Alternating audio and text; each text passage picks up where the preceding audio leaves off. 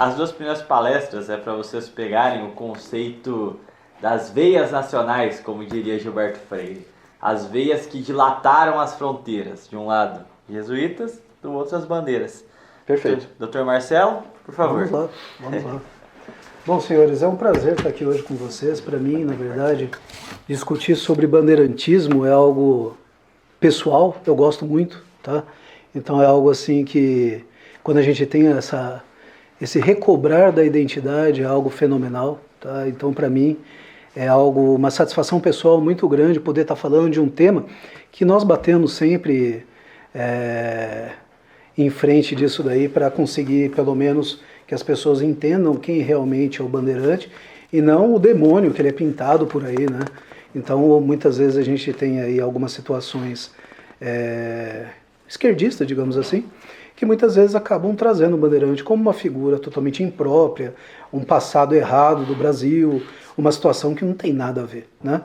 Então, basicamente, falando sobre as conquistas e heranças do bandeirantismo, que é o tema do que eu vou falar um pouquinho para vocês, eu me ative mais às ações e às consequências disso do que todo o fator histórico. Obviamente, eu sou médico, eu não sou historiador, então eu tentei fazer o melhor possível aqui para que vocês consigam entender o desdobramento, a necessidade, a importância e quem foram essas pessoas que lutaram e integraram o Brasil, tá?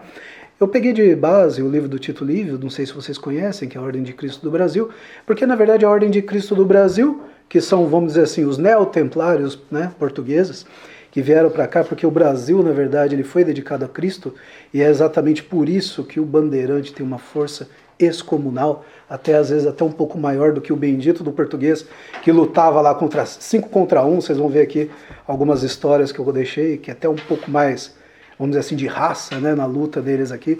Então foi bem interessante nesse ponto. E interessante, eu peço a vocês aqui que procurem esse livro, é um livro que não acha mais em sebo, maçonaria de um modo geral tentou abolir ela, tá? E se vocês pegarem alguns conceitos sobre Brasil mais importantes, vocês vão ver que foi tentado rasurar, tá? Então, nos manuscritos que vocês virem por aí, é um livro bem assim, tentaram dar um sumiço nele, digamos assim, tá bom? Então, a Ordem de Cristo do Brasil é um livro muito legal, uma leitura boa.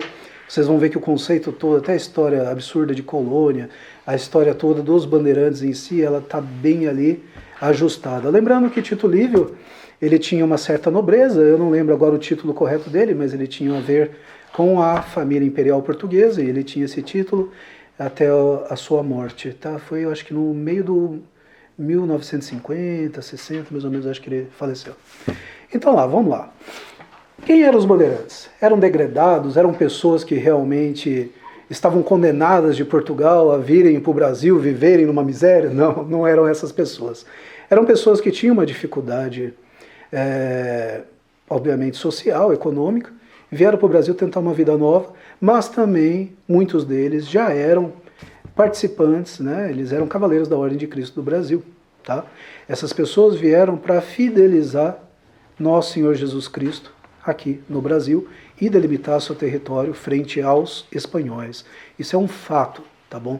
Então ficar pensando que realmente o bandeirante era uma pessoa que a gente deve esquecer. Não, ele é uma característica de herói, ele é uma característica de orgulho nacional, e é assim que a gente tem que pensar. Então, lógico, teve escravidão, teve algumas coisinhas? Tiveram, mas vocês vão ver aqui no conceito que tudo isso é muito, digamos assim, é um devaneio aí das pessoas que reescreveram a história, tá? Então eles viviam para subsistência, né? Eles vieram além mar, exatamente com a ideia de vida nova. Eles queriam uma vida boa para os seus filhos, eles queriam suas terras, eles queriam trabalhar a terra. E tiveram muita dificuldade, porque o que eles conheciam eram produtos europeus de clima temperado, totalmente diferente do clima tropical e subtropical, e dependendo ainda o equatorial que nós temos lá na região da Bacia Amazônica. Então nós temos 3 climas no Brasil principais, e climas que realmente têm uma certa dificuldade de manejo. Você tem dificuldade de trabalhar a terra, você está pegando uma terra virgem. Então você está pegando uma terra que não tinha um conceito de cultivo, de plantação e coisas do tipo. Quem eram essas pessoas que tinham esse conhecimento? Os indígenas. Então os indígenas têm um papel fundamental na formação do Brasil, junto com os portugueses, né? Além de tudo isso, falando como médico, doenças tropicais, nós temos aí Hoje, a dengue, zika e chikungunya veio da década de 70 para cá, tá? Mas antes nós tínhamos febre amarela, nós tínhamos o cólera, nós tínhamos aí, por exemplo, na região do Amazonas, o sabiá, que é uma doença hemorrágica parecida com o ebola em si, tá? Então ela é uma doença, graças a Deus, não propagou, mas tiveram alguns casos até a década de 80, tá? Então são doenças, assim, extremamente complicadas, fora tudo isso, os animais selvagens, as tribos canibais. Então, a vida do cara que vinha para cá era uma vida difícil, né? Era uma vida para uma pessoa que realmente veio para batalhar. E é interessante que vocês pegam, por exemplo, os historiadores locais, por exemplo, o Grimber, né? Hoje, infelizmente, um dos representantes dele não pôde vir, mas Isaac Grimber, que escreveu muita coisa sobre Mogi, região, São Paulo. Quando você vê um inventário de um bandeirante, você fala, não é possível. Aí você pega o inventário da morte do cara, né? O que ele deixou? Uma enxada, um bocamarte, uma espada, um gibão. É isso. É o que ele tinha. Uma roupa, uma muda de roupa, uma muda de lençol, e era muito já. O cara que tinha isso aí era rico. Então, muitas vezes, vocês viam a mineração exatamente com essa ideia. O bandeirante era ganancioso, ele queria andar pelo Brasil inteiro para pegar joias, semijoias, ouro e assim por diante. Muito pelo contrário. Eles buscavam a mineração como uma tentativa de conseguir trazer essa subsistência para si. Então, muito conceito está errado e precisa reescrever isso. Essa é a proposta hoje do tema mesmo. E a língua que se falava aqui? Praticamente até o século XIX, tá? Foi falado, até o comecinho ali de 1800, 1800 e pouco, falava tupi-guarani. Ah, mas não falava português? Não adiantava, o indígena não conseguia aprender de cara isso. Leva tempo, leva séculos, dependendo da maneira que você pega a gramática. Se você pegar o tupi ele não é uma língua tão corrente como o português, ele é muito fragmentada. Então ela remete símbolos para que a pessoa entenda. E, lógico, Anchieta fez isso, né? O padre Anchieta, ele fez essa gramática, ele descobriu de ouvindo aquelas pessoas, fazendo comparações, a maneira mais tradicional que você tem de aprender uma língua. Isso é complicado pra caramba. Se vocês às vezes pegam contato, às vezes alguém tem dificuldade aí com inglês, espanhol, quando você pega para conversar com alguém, vocês veem como às vezes é complicado alguma situação ou outra de você entender, até a fluência do idioma. Então, um trabalho excepcional, eu vou retomar ele mais para frente. Das conquistas e heranças.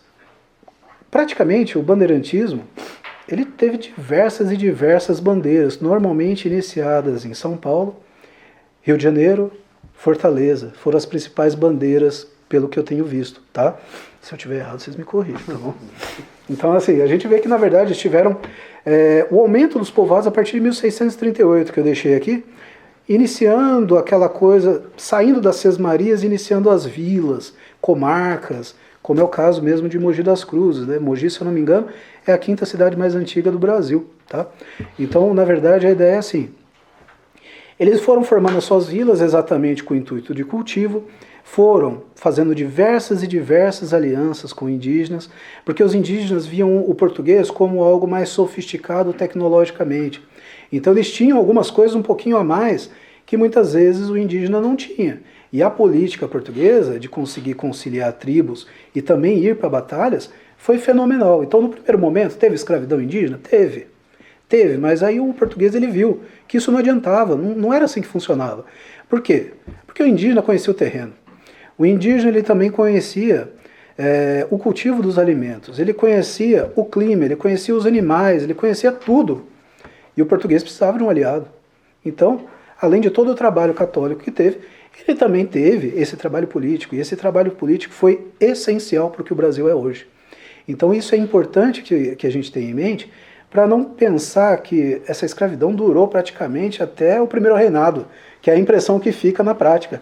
Se me permite um comentário, um dos pontos importantes é a diferenciação da bandeira para as entradas.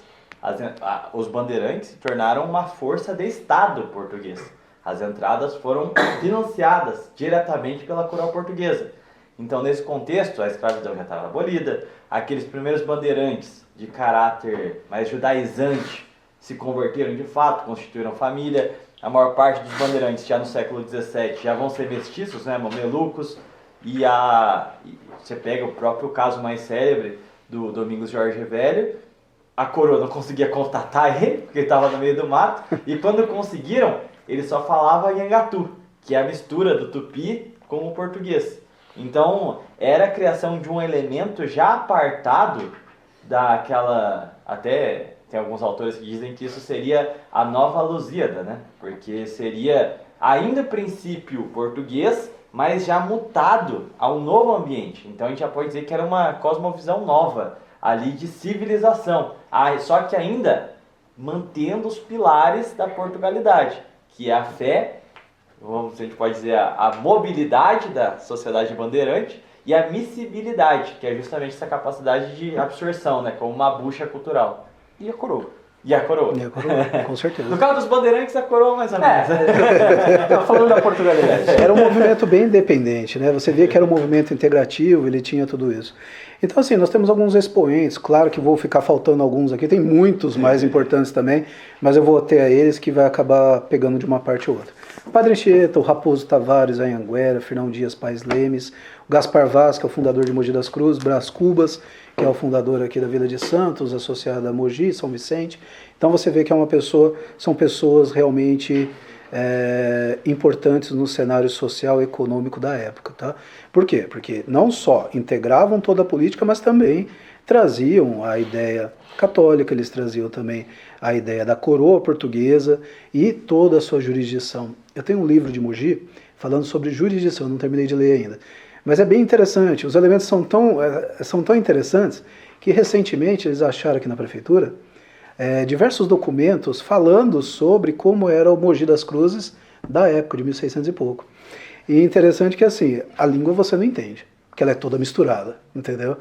Você pega isso e é engraçado que eles descrevem de uma maneira tão minuciosa tudo, que fica até cansativo de você ler, entendeu? Então eram situações muito arcaicas da parte de jurisprudência deles, mas é muito interessante, porque você vai vendo a formação, a estruturação e tudo isso do poder jurídico, do judiciário de Mogi, né? Além disso, integração e alinhamento estrutural.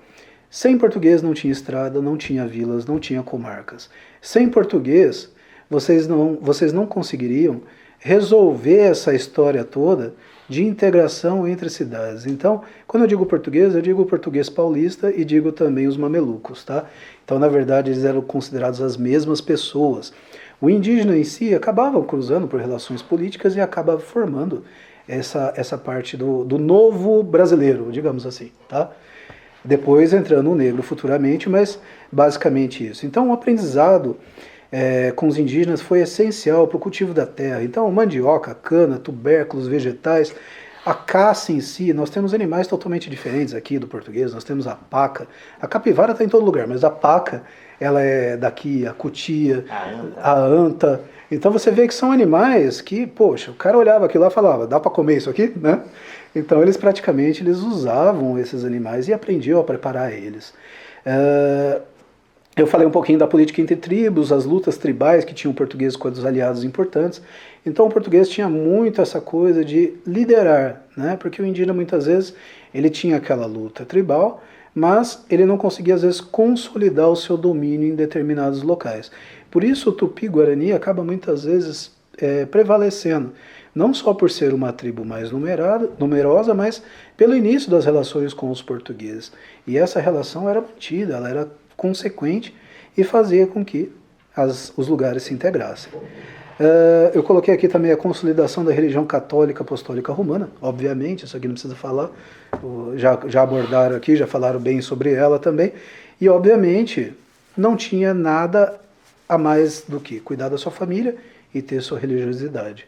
A religiosidade era extremamente importante para eles e era o determinante dessa força portuguesa, que ela acaba se mesclando muitas vezes com a Ordem de Cristo. Por quê? Muitos capitães que lideravam as bandeiras faziam parte da Ordem de Cristo. Então, sem ela, não haveria o conceito todo de integração do Brasil e a sua força excomunal frente a diversas batalhas, frentes, lutas e entre outras situações. É interessante lembrar, falando um pouquinho de Mogi, eu não coloquei aqui, Gaspar Vaz é o nosso fundador, né? Ele é um parente direto meu lá da genealogia. Interessante que assim, tem algumas batalhas que ele saiu daqui de Mogi, foi até Santos andando, viram que o pessoal fugiu, ele voltou. Então você pensa, o cara andou lá 16 semanas, foi, voltou e veio para cá e ficou numa boa, entendeu?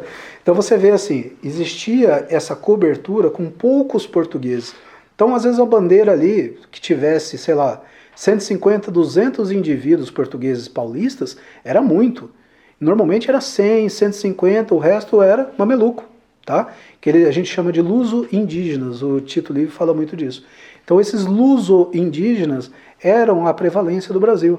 E o tupi era a língua nacional, não tinha o português. O português era falado pela elite, era falado pelos capitães, era falado por esse pessoal. E mesmo os capitães, muitos eram mamelucos, então eles acabaram integrando o tupi, tá? Isso é um fator importante para se suscitar, que é a tese central do Tito Livio Ferreira, que ele contesta o termo colonização para o país, uma vez que não tinha distinção jurídica entre os cidadãos, portugueses de Portugal e portugueses do Brasil. Eles tinham igualdade de condições. Então, como que pode ser uma colônia se cada cidade fundada tem um pelourinho, tem uma estrutura municipal, tem autonomia política? Então, como que é colônia? Se eles são iguais, as mesmas leis, as mesmas diretrizes da metrópole, né? Isso aí é importante. Exatamente. E depois vem futuramente o quinto, mas o quinto, se você for pegar hoje, o que nós gastamos aqui não está nem perto, né, não? O Tito Livio tem um excelente artigo dele que ele mostra que Portugal gastou muito mais do que conseguiu arrecadar com o Brasil, né? Até o ciclo do ouro, a gente era uma colônia deficitária, porque não tinha do que tirar daqui e só gastava. Cada padre, o salário era pago dos cofres da coroa. Então, imagina o quanto que não foi gasto nos primeiros 3 séculos de civilização, a troco de nada. Luta cristã, basicamente. Exatamente. Então você vê essa honra portuguesa, ela é muito importante. E essa determinação cristã é mais importante ainda. Você vê que essa integração é essencial para o que o Brasil é hoje e por o tamanho todo do território também, obviamente, né? Então, essa coisa que a gente ouve hoje de fragmentação, fragmentar o Sul, não tem cabimento, não tem sentido. O Brasil nasceu para ser integrado, ele nasceu para ser do jeito que ele é. Legal, vamos lá. Então, também, os costumes portugueses, como tradição, alguns alimentos, danças, religião, desdobrando em diversos fenômenos culturais misturados com o indígena, futuramente com os afrodescendentes. Então, a gente tem uma série, um leque, uma coisa tão gigantesca do Brasil e da sua cultura que está se perdendo hoje em dia. E fazendo até um comercialzinho, as tropas paulistas, que é um colega meu, que é o nosso colega lá das tropas, da Comenda, ele faz muito bem isso, ele mostra muito bem a necessidade do paulista manter isso daí. E não se perder. Se perder é uma coisa muito triste. Está perdendo identidade, você perde identidade, você vira mais um e vira essa porcaria toda de globalização que a gente está vivenciando hoje em dia. Tá?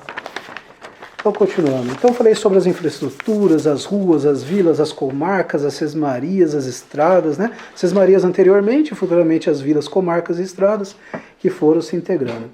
Senhores, não sei se vocês já tiveram alguma oportunidade de visitar alguma serra com mata virgem. Principalmente Mata Atlântica. É a coisa mais horrível do mundo você conseguir entrar dentro de uma Mata Atlântica. Se você não tiver um bom facão, uma boa bota, você está ferrado.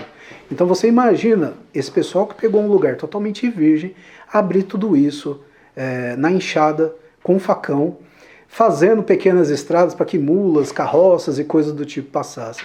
O tamanho desse trabalho. Meu bisavô morava aqui, na região de Mogi, o atual sítio que eu moro, é do meu bisavô, tá? E muitas pequenas estradas ele abriu junto com o vizinho, que é o italiano lá, né, seu Alfredo. Meu pai conta sobre isso e falava que eram tipo semanas para você abrir um trechinho. Então você imagina o tamanho do trabalho desse pessoal de abrir, por exemplo, Mogi, São Paulo, né?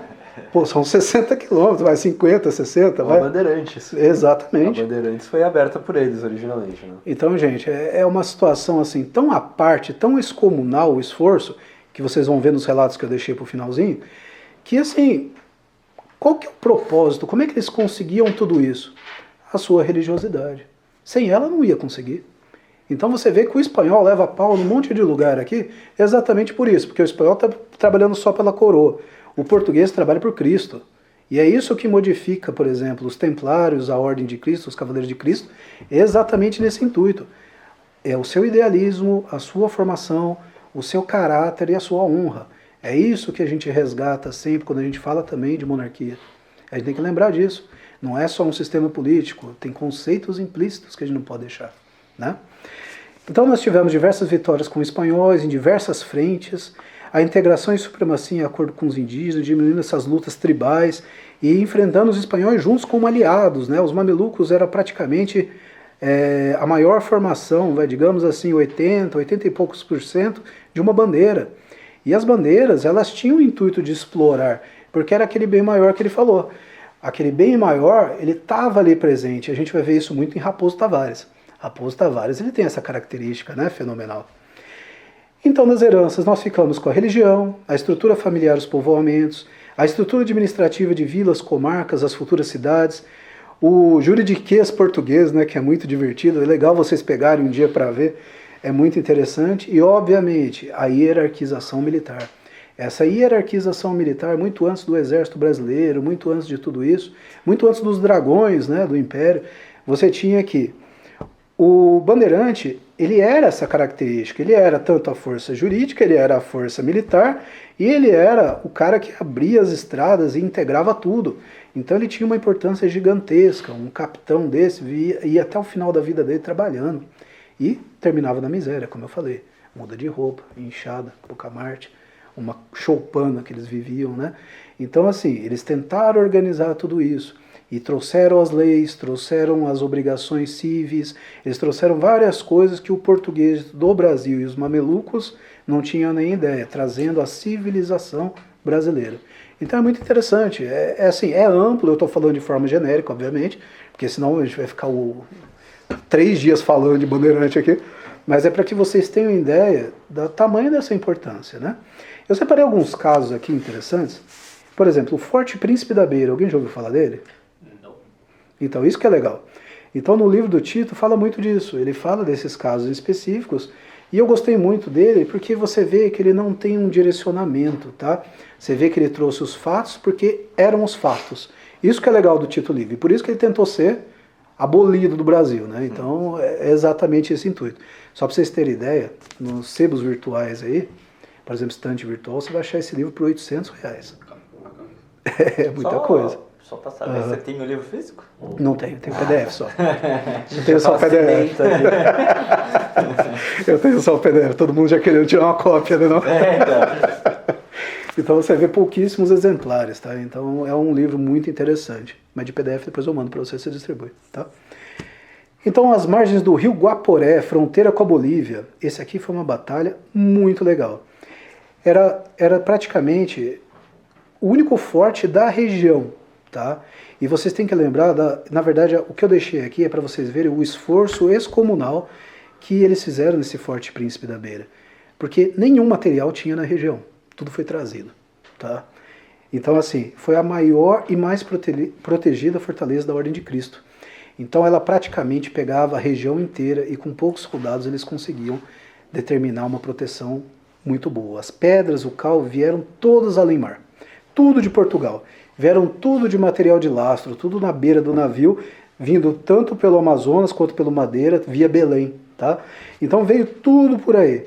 Foi o maior contraforte da Serra dos Parecis, que é o local onde ela fica. Se vocês olharem essas imagens na internet, vocês vão ver que é um lugar totalmente isolado, não tem nada. Então cada pedra veio de Portugal. Então pensa, gente, Portugal, Amazonas desce, vai até perto da Bolívia para trazer uma pedra. E a pedra, quem trabalha com pedra sabe. Eu, por exemplo, eu tenho no meu sítio diversos muros de pedra. Hoje, uma pedrinha pequena é de 100 a 150 quilos.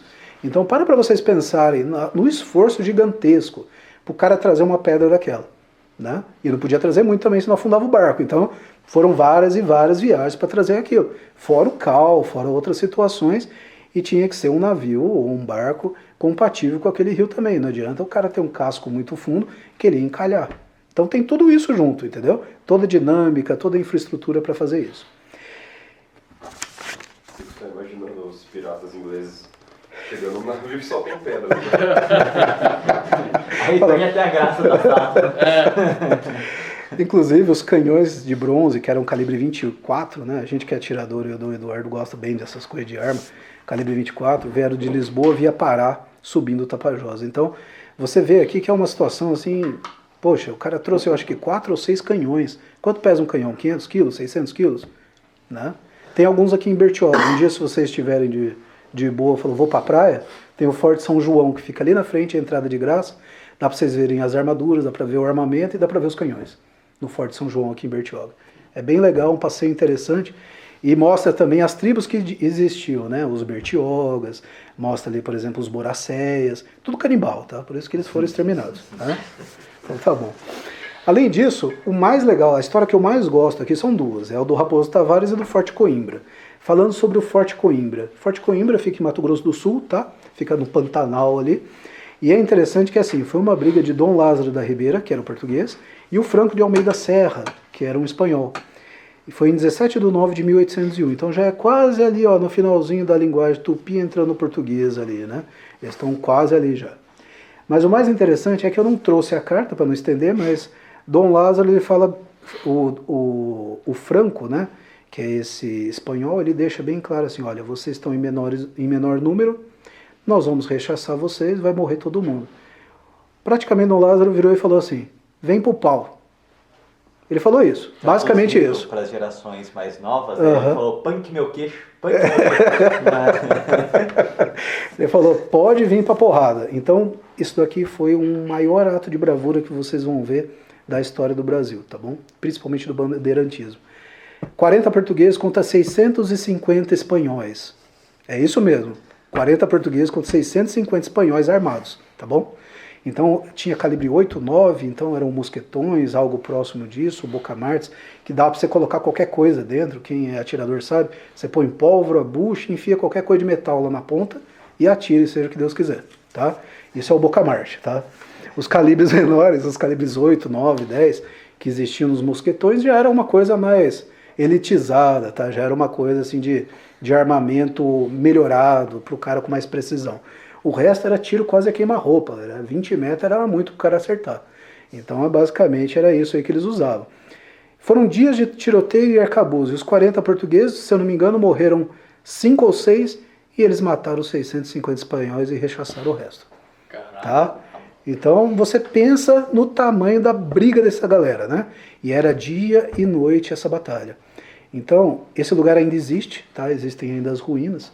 Eu, se Deus quiser, em março, abril, que eu vou fazer uma investidura lá em Mato Grosso do Sul. Eu quero conhecer esse lugar com o Dr. Franco. Engraçado, né? Ter o nome do cara que brigou ainda, né? Dr. Franco, que é um dos nossos grão-priores lá. Então eu quero conhecer muito esse lugar. Mas dizem que ele fica no cruzamento de rios. Então é bem interessante que ele fica na ponta. Então vinha de navio de cá, navio de lá, dos espanhóis, brigando com um forte de pedra, né? Então, pensa, o pessoal era bom de porrada, né? Isso eles eram mesmo. Outra situação interessante que eu deixei aqui para vocês é a bandeira de Raposo Tavares. Por quê? Esse homem gostava de andar, tá? Esse cara gostava de andar de verdade, tá bom?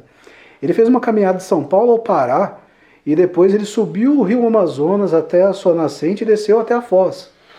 Ele seguiu com 120 portugueses paulistas, 1.200 tupis, os quais retornaram em Guarupá, que é aqui na região de São Paulo, 59 indivíduos ao todo.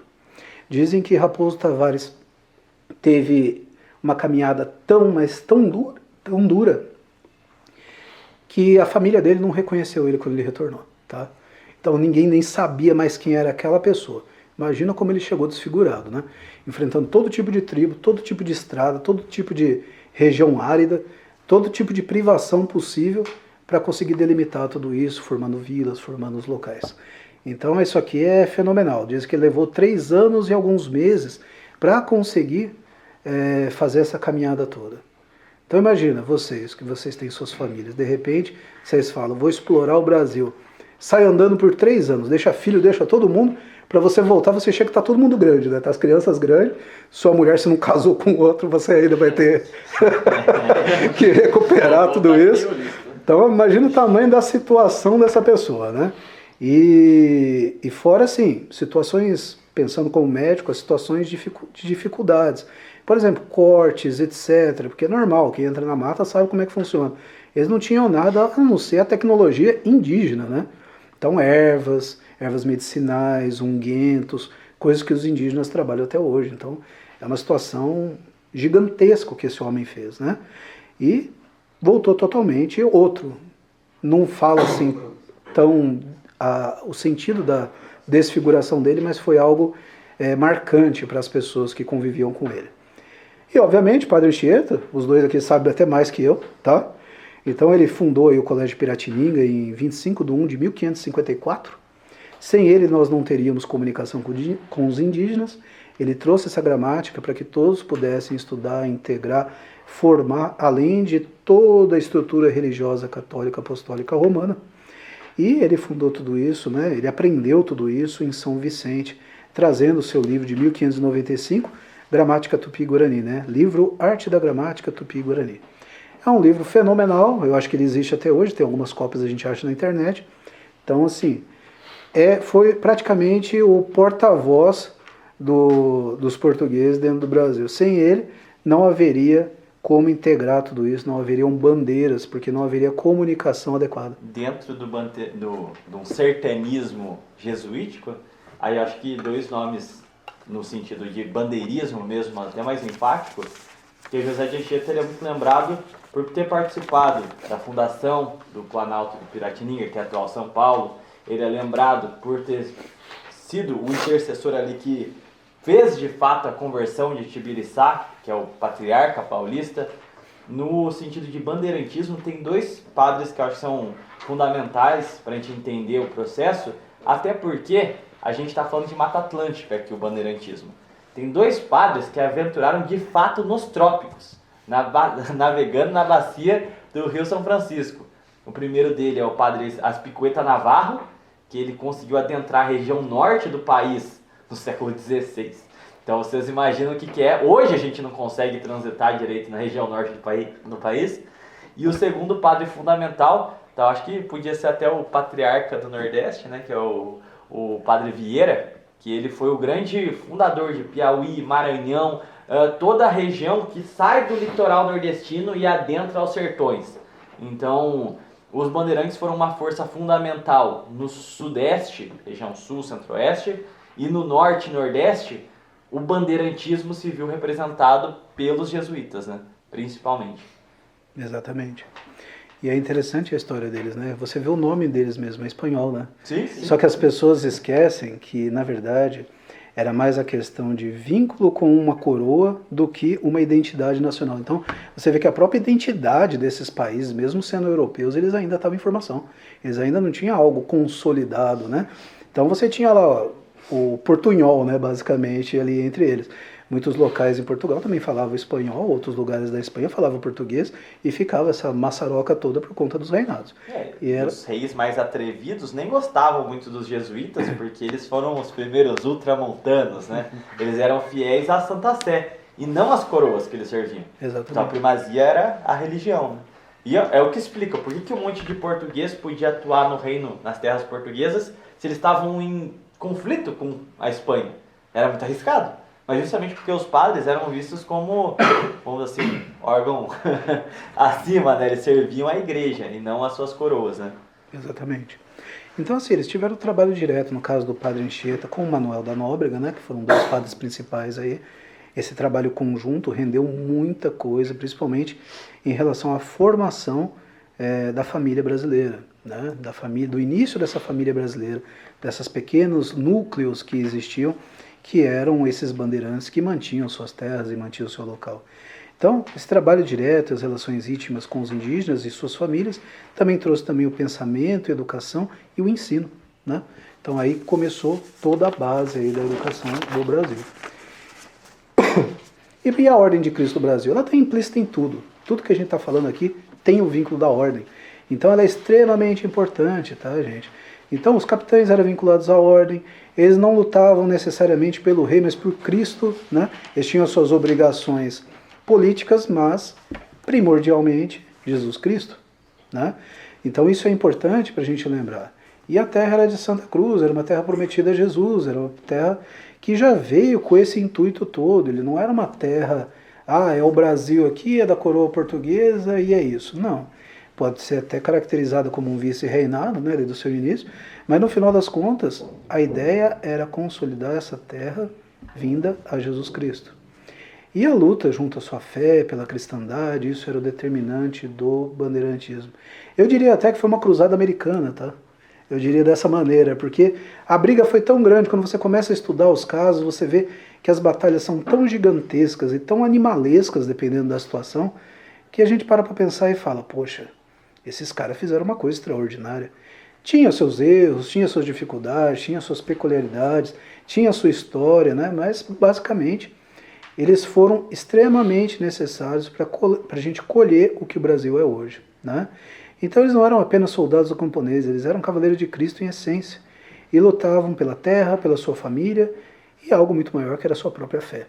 Então nós temos que lembrar, senhores, que o bandeirantismo é algo fenomenal, é algo que precisa ser mais estudado, precisa ser mais divulgado. E obviamente, que nem eu falei para o Tiago já, falei para o Silvano aqui, a gente falou que esses encontros, é legal que eles sejam até feitos de forma mais corriqueira, talvez anual, quem sabe, né? Se a gente conseguir manter, né? Uhum. E a gente está sempre abordando temas mais específicos, a gente está vindo aqui do geralzão, mas vamos especificando, vamos falando um pouco mais de história. Não sou historiador, mas aqui a gente tenta fazer um bem bolado, dentro daquilo que a gente aprendeu. E, obviamente, eu quero trazer ainda aqui algumas pessoas, pesquisador que nós temos aqui da região, que infelizmente tem um problema de saúde e não pôde vir. Tem outras pessoas interessantes para que nós possamos trazer também. Mas isso é com o tempo e isso vai crescendo também com o tempo. Então é isso, senhores. Eu queria deixar essa mensagem sobre o bandeirantismo para vocês. Falei pouquíssimo sobre ele, para não alongar demais. Eu deixei alguns termos que eu achei mais relevantes. Não me ative tanta data, não me ative tantas situações, que nem eu disse, eu sou médico, não sou historiador. Mas eu tentei deixar algumas coisas um pouco mais próximas. Cirúrgico. Foi cirúrgico, né? Esse é o importante. Que o emergencista, ele não é cirurgião, ele não é intensivista, ele não é clínico, ele é o meio termo ali, entendeu? Ele é o elo perdido, que é a minha função. Então vamos lembrar assim, senhores, isso daqui é para que vocês tenham ideia, abram a mente de vocês sobre os bandeirantes e entendam que realmente tudo isso é fenomenal, é algo assim estratosférico, entendeu? E o que foi passado aqui no Brasil e a sua história não pode se perder, faz parte da nossa identidade. É isso, senhores. Certo? Obrigado.